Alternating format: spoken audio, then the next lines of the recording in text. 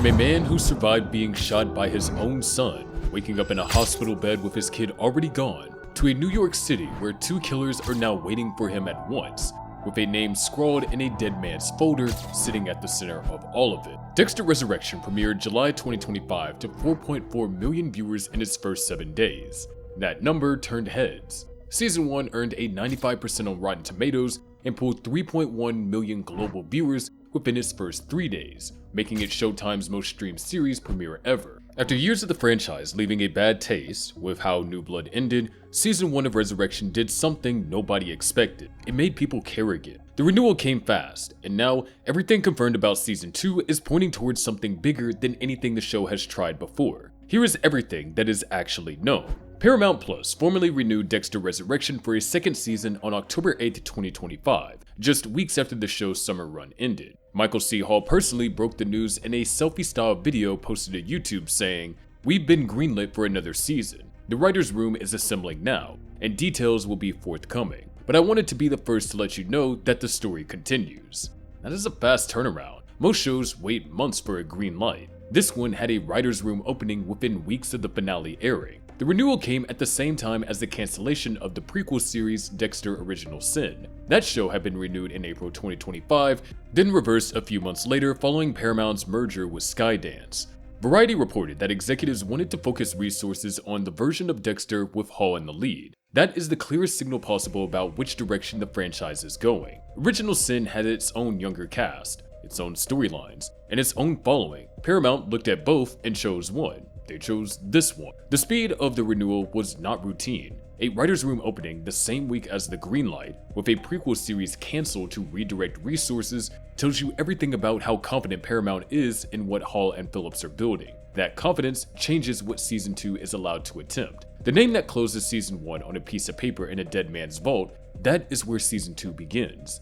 And the man they found to play it has done this exact kind of role before, in a film most people have forgotten about. Subscribe if this kind of breakdown is what you came for. We go further on these comparisons than most channels ever try. The Season 1 finale revealed that Dexter Morgan discovered the identity of the New York Ripper when he found a folder belonging to last season's villain, Leon Prater. The folder was labeled with the name Don Frampt New York Ripper. Dexter tucked it into a duffel bag, not as a trophy, but as a lead. That detail was planted before anyone knew what Season 2 would look like. The writers put it there knowing exactly what they were going to do with it. Deadline confirmed in April 2026 that Brian Cox had been cast as Dom Frampt, the New York Ripper, in a series regular role. The character is described as a serial killer who terrorized New York City years ago. He's no longer actively killing. Instead, he has found a new way to keep operating, by continuing to psychologically torment the survivors of his old murder spree. What makes this casting land harder than a typical villain announcement is Cox's history. Before Anthony Hopkins made the character iconic,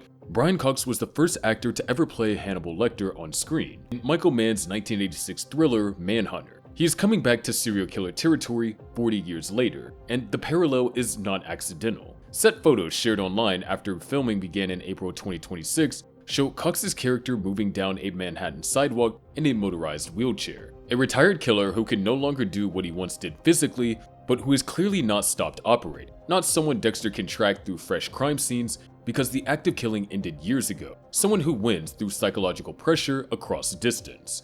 The New York Ripper was seeded into Season 1 finale before Season 2 was officially greenlit and before Cox was ever attached. This was the plan from the start. The wheelchair detail from the set photos adds a layer that makes him harder to box in. Not a physical threat in the traditional sense, but not safe to dismiss either. A man whose only remaining weapon is the fear he already created. Cox is one side of the threat Dexter is walking into. The other side is something completely different, active, loud, and impossible to ignore. When production officially began April 22, 2026, Deadline confirmed Dan Stevens as the second series regular villain of Season 2. He plays Owen Stark, a killer who taunts the police with phone calls threatening the lives of innocent people, and then follows through. The official character description compares his method directly to the Zodiac Killer. When he carries out the murders he calls in advance, the city and police are left completely reactive. His character is referred to in official Paramount materials as the Five-Borough Killer, two villains running in the same season with completely opposite methods. Cox's character stopped killing and operates through fear from a distance. Stevens' character is active right now, calling the police before every murder, working across all 5 boroughs and leaving law enforcement one step behind at all times. The official logline Paramount released for Season 2 ties both threads together. Dexter Morgan caught between 2 killers, one notorious and the other terrorizing New York in ways no one ever anticipated, all while battling his greatest enemy yet, a midlife crisis. Harrison continues his own pursuit of justice as father and son face their darkest chapter. The midlife crisis line is worth sitting with. Every version of Dexter's internal conflict before this was about control, the code, the dark passenger, keeping the cover intact. A midlife crisis is about something different. That is about meaning. What any of this is actually for at this point in his life, with his son now operating on his own. 2 villains with fundamentally different threat profiles running simultaneously is something the original series never attempted in the same way. The Zodiac comparison in the official description is not casual. The Zodiac was never caught. Calling the police before the murder and then doing it anyway is a specific kind of escalation that pulls everyone, including Dexter, in a permanent reactive position. He has always worked best when the police are one step behind him. Steven's character is designed to keep everyone reacting, Dexter included. That is the villain's situation. The returning cast is its own story, and one of those returns quietly breaks something the Dexter franchise has held for a long time. Paramount confirmed in April 2026 that Uma Thurman will reprise her roles as Charlie Brown in Season 2. In Season 1, Charlie Brown was Leon Pratter's head of security and the person who enforced his operation, tracking down individuals Pratter wanted brought into his circle and keeping a close watch on both Dexter and Harrison. By the end of Season 1, Dexter managed to turn her against Pratter by revealing that the billionaire had been keeping a file on her own crimes.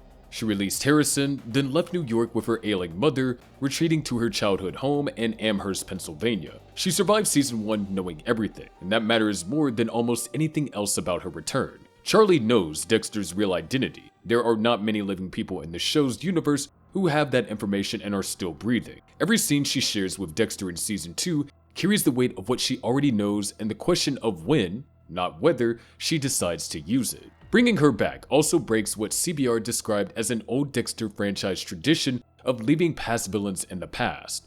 The original series almost never revisited an antagonist who survived. When someone knew too much, the show found a way to close that door. Charlie is walking back through it. Charlie is not a threat Dexter can manage with evidence or forensics. She already has the information. The tension in Season 2 every time she appears is not about whether she finds something out. She already knows. The tension is about what she chooses to do with it. The cast additions beyond Thurman include one return from the original run that could shape the law enforcement side of a season in a way that mirrors what made the earlier years of the original so tense. Desmond Harrington played Joey Quinn from Season 3 of the original Dexter all the way through his final episode in Season 8, spending most of that run as a series regular. He did not appear in New Blood. He came back for 2 episodes in Resurrection Season 1. For Season 2, he has been promoted to full series regular. Quinn spent a significant portion of the original series suspicious of Dexter's activities. He never got the full picture, but he got close enough that Dexter had to manage him carefully for years. With Angel Batista now dead following Season 1, and David Zayas recently spotted filming in New York City for Season 2, though in what capacity has not been confirmed, Quinn has a personal reason to dig that he did not have before. A series regular detective with history and grief as motivation, who already spent years quietly circling the truth about Dexter, is a very specific structural choice. That is not a guest appearance designed to add a familiar face. That is a sustained, season-long pressure point. 2 additional new series regulars were confirmed when production began. Bokeem Woodbine as Captain Mixon, a homicide captain at the precinct separate from where Detective Wallace and Olivia work, and Nona Parker Johnson as Fiona Mixon, his daughter and rookie detective in Homicide. Per the official character description from Paramount, Fiona is expected to become Harrison's new love interest. A father-daughter pair, both working Homicide, with the daughter building a personal connection to Harrison, the son of a serial killer who is developing his own darkness, is not subtle. Quinn motivated by grief and old suspicion on one track, a rookie detective getting closer to Harrison on another. 2 separate paths that could close in without either of them realizing that they are actually near. That's the architecture of a season that puts the police pressure somewhere Dexter cannot simply redirect. Production is now running, and the window for when all of it arrives is coming into focus. Filming officially began on April 13th, 2026. Director and executive producer Marco Sega confirmed the start date on Instagram with a post of the season's clapboard alongside the words, "Off we go." and a second image of the M99 injection Dexter used to subdue his victims. Season 2 is the first production to use Sunset Pier 94 Studios, a brand new Manhattan facility on the West Side Highway with views of the Hudson River. Paramount Television Studios secured 70,000 square feet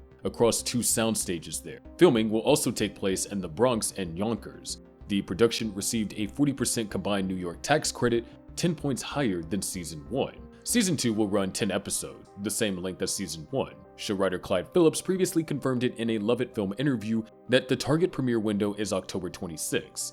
That timing lines up exactly with the 20th anniversary of the original Dexter series premiere, which first aired on October 1st, 2006. Phillips has also confirmed that the show was always designed with at least 3 seasons in mind. Speaking to Collider in July of 2025, he said, "We're going to do this as long as Michael wants to. Then we will know what the final year is and we'll know how to resolve it." Scott Reynolds added that they pitched a 3-season arc that could continue beyond that. In a separate appearance on the Dark Passengers podcast, executive producer Marco Sega confirmed he and Phillips already know the general direction for Season 3 and that they have casting ideas in mind. A 10-episode season filming at a brand new Manhattan facility, targeting a 20th anniversary premiere window, and a 3-season roadmap already mapped out by the writers, this is not a show being built 1 season at a time and hoping for the best. Paramount committed to this direction when they canceled Original Sin. The cast of Brian Cox and Dan Stevens confirms the level of production they're operating at. Season 2 is not a middle chapter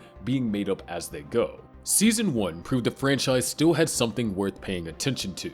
2 streaming records, a 95% critical score, a villain in Peter Dinklage who gave the show the kind of anchor the original run only had found a handful of times across 8 years. Season 2 is setting up a structure the original series never tried directly. 2 killers with opposite methods running at the same time. A returning antagonist who already holds Dexter's secret and is now walking back into his city. A detective with personal grief and years of old suspicion as motivation. A rookie cop unknowingly building a relationship with Dexter's son. A 3-season plan with the writers already knowing where it ends. Brian Cox plays a man whose weapon is the past. Someone who no longer needs to kill because the fear he created still works without him. Dan Stevens plays someone who operates in the present, loudly, and dares the entire city to try and stop him. Dexter has always lived in the space between being caught and staying free. This time, both sides of that equation have names, faces, and a full season of episodes to close the distance. The 20th anniversary of the original premiere, a new studio, 2 of the most decorated actors working in television right now as the season's central threats. The show knows exactly where it's going. If you enjoyed this breakdown, make sure to press that subscribe button and hit the bell icon so you never miss an update on the latest Dexter content and development.